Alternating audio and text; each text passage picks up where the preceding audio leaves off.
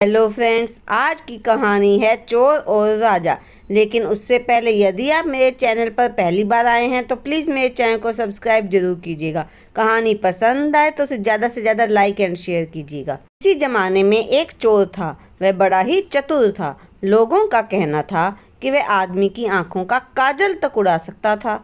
एक दिन उसने सोचा कि जब तक वह राजधानी में नहीं जाएगा और अपना कर्तव्य नहीं दिखाएगा तब तक चोरों के बीच उसकी धाक नहीं जमेगी। यह सोचकर वह राजधानी की ओर रवाना हुआ। वहां पहुंचकर उसने यह देखने के लिए नगर का चक्कर लगाया कि कहाँ क्या कर सकता है। उसने तय किया कि राजा के महल से अपना काम शुरू करेगा।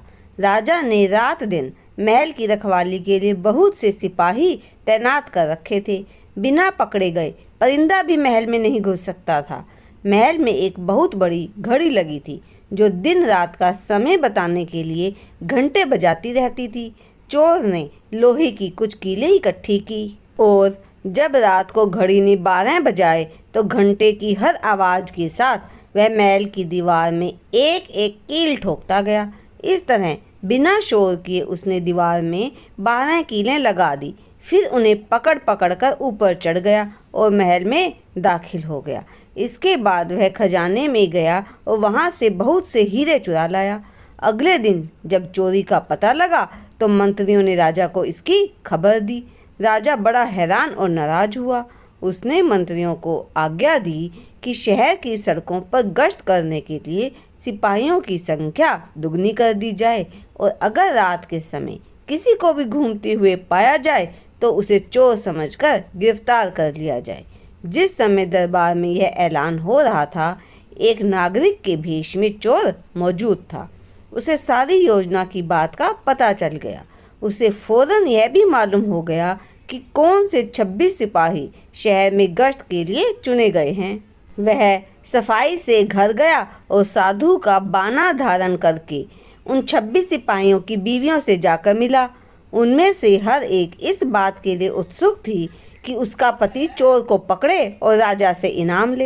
एक एक करके चोर उन सब के पास गया और उनके हाथ देखकर बताया कि वह रात उनके लिए बड़ी शुभ है। उसके पति की पोशाक में चोर उसके घर आएगा, लेकिन देखो चोर को अपने घर के अंदर मत आने देना, नहीं तो वह तुम्हें दबा लेगा। घर के सारे दरवाजे बंद कर लेना और भले ही वह पति की आवाज़ में बोलता सुनाई दे, उसके ऊपर जलता कोयला फेंकना। इसका नतीजा यह होगा कि चोर पकड़ में आ जाएगा। सारी स्त्रियां रात को चोर के आगमन के लिए तैयार हो गई। अपने पतियों को उन्होंने इसकी जानकारी नहीं दी। इस बीच पति अपनी गश्त पर चले गए और सवेरे 4 बजे तक पहरा देते रहे। हालांकि अभी अंधेरा था, लेकिन उन्हें उस समय तक इधर उधर कोई भी दिखाई नहीं दिया, तो उन्होंने सोचा कि उस रात को चोर नहीं आएगा। यह सोचकर उन्होंने अपने घर चले जाने का फैसला किया। ज्यों ही वे घर पहुंचे, स्त्रियों को संदेह हुआ और उन्होंने चोर की बताई कार्रवाई शुरू कर दी। फल यह हुआ कि सिपाही जल गए और बड़ी मुश्किल से अपनी स्त्रियों को विश्वास दिला पाए कि वे उनके असली पति हैं और उनके दरवाज़ा खोल दिया जाए। सारे पतियों के जल जाने के कारण उन्हें अस्पताल ले जाया गया। दूसरे दिन राजा दरबार में आया तो उसे सारा हाल सुनाया गया। सुनकर राजा बहुत चिंतित हुआ और उसने कोतवाल को आदेश दिया कि वह स्वयं जाकर चोर पकड़े। उस रात कोतवाल ने तैयार होकर शहर का पहरा देना शुरू किया। जब वह एक गली में जा रहा था, चोर ने उसे देखकर कहा, मैं चोर हूँ। कोतवाल समझा कि कोई मजाक कर रहा है। उसने कहा, मजाक छोड़ो और अगर तुम चोर हो तो मेरे साथ आओ, मैं तुम्हें काठ में डाल दूंगा। चोर बोला, ठीक है, इससे मेरा क्या बिगड़ेगा। वह कोतवाल के साथ काठ डालने की जगह पर पहुंचा। वहां जाकर चोर ने कहा, कोतवाल साहब, इस काठ को आप इस्तेमाल कैसे किया करते हैं? मेहरबानी करके मुझे समझा दीजिए।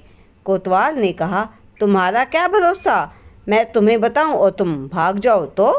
चोर बोला, आपके बिना कहे मैंने अपने आप को आपके हवाले कर दिया है, मैं भाग क्यों जाऊंगा? कोतवाल उसे यह दिखाने के लिए राजी हो गया कि काठ कैसे डाला जाता है। ज्यों ही उसने अपने हाथ पैर उसमें डाले, कि चोर ने झट चाबी घुमाकर काठ का ताला बंद कर दिया और कोतवाल को राम राम करके चल दिया। जाड़े की रात थी। दिन निकलते निकलते कोतवाल मारे सर्दी के अधमरा हो गया। सवेरे जब सिपाही बाहर आने लगे तो उन्होंने देखा कि कोतवाल काठ में फंसे पड़े हैं। उन्होंने उनको उसमें से निकाला और अस्पताल ले गए। अगले दिन जब दरबार लगा तो राजा को रात का सारा किस्सा सुनाया गया। राजा इतना हैरान हुआ कि उसने उस रात चोर की निगरानी स्वयं करने का निश्चय किया। चोर उस समय दरबार में मौजूद था। वह सारी बातों को सुन रहा था। रात होने पर उसने साधु का भेष बनाया और नगर के सिरे पर एक पेड़ के नीचे धूनी जलाकर बैठ गया। राजा ने गश्त शुरू की और 2 बार साधु के सामने से गुजरा। तीसरी बार जब वह उधर आया तो उसने साधु से पूछा कि क्या इधर से किसी अजनबी आदमी को जाते उसने देखा है। साधु ने जवाब दिया कि वह तो अपने ध्यान में लगा था। अगर उसके पास से कोई निकला भी होगा तो उसे पता नहीं। यदि आप चाहें तो मेरे पास बैठ जाइए और देखते रहिए कि कोई आता जाता है या नहीं। यह सुनकर राजा के दिमाग में एक बात आई और उसने फौरन तय किया कि साधु उसकी पोशाक पहनकर शहर का चक्कर लगाए और वह साधु के कपड़े पहनकर वहाँ चोर की तलाश में बैठे। आपस में काफ़ी बहस हुई और 2-3 बार इनकार करने के बाद आखिर चोर राजा की बात मानने को राजी हो गया और उन्होंने आपस में कपड़े बदल लिए। चोर तत्काल राजा के घोड़े पर सवार होकर महल में पहुंचा और राजा के सोने के कमरे में जाकर आराम से सो गया। बेचारा राजा साधु बना चोर को पकड़ने के लिए इंतज़ार करता रहा। सवेरे के कोई 4 बजने आए तो राजा ने देखा कि ना तो साधु लौटा और ना कोई आदमी उस रास्ते से गुजरा। तो उसने महल में लौट जाने का निश्चय किया। लेकिन जब वह महल के फाटक पर पहुंचा तो संतरियों ने सोचा राजा तो पहले ही आ चुका है, हो ना हो यह चोर है जो राजा बनकर महल में घुसना चाहता है। उन्होंने राजा को पकड़ लिया और काल कोठरी में डाल दिया। राजा ने शोर मचाया पर किसी ने भी उसकी बात न सुनी। दिन का उजाला होने पर काल कोठरी का पहरा देने वाले संतरी ने राजा का चेहरा पहचान लिया और मारे डर के थर-थर कांपने लगा। वह राजा के पैरों पर गिर पड़ा। राजा ने सारे सिपाहियों को बुलाया और महल में गया। उधर चोर जो रात भर राजा के रूप में महल में सोया था, सूरज की पहली किरण फूटते ही राजा की पोशाक में उसी के घोड़े पर रफू चक्कर हो गया। अगले दिन जब राजा अपने दरबार में पहुंचा तो बहुत ही हताश था। उसने ऐलान किया कि अगर चोर उसके सामने उपस्थित हो जाएगा तो उसे माफ़ कर दिया जाएगा और उसके खिलाफ कोई कार्रवाई नहीं की जाएगी, बल्कि उसकी चतुराई के लिए उसे इनाम भी मिलेगा। चोर वहाँ मौजूद था ही फौरन राजा के सामने आ गया और बोला, महाराज मैं ही वह अपराधी हूँ। इसके सबूत में उसने राजा के महल से जो कुछ चुराया था वह सब सामने रख दिया, साथ राजा की पोशाक और उसका घोड़ा भी।